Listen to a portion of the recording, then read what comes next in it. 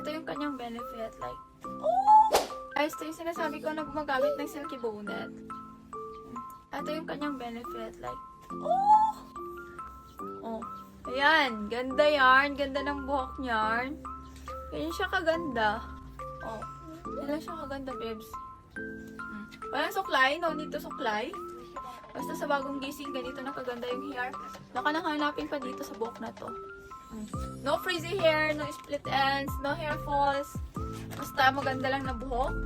Ayan. Napaka-shiny na buhok. Buhay na buhay.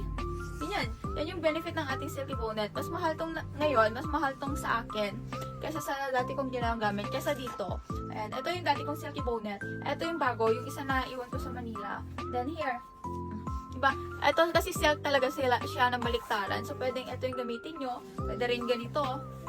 Bahala na kayo. Pero napakaganda ng hair talaga. Swear. Sobra. Be. As in. Try this. Bahala na kayo dyan.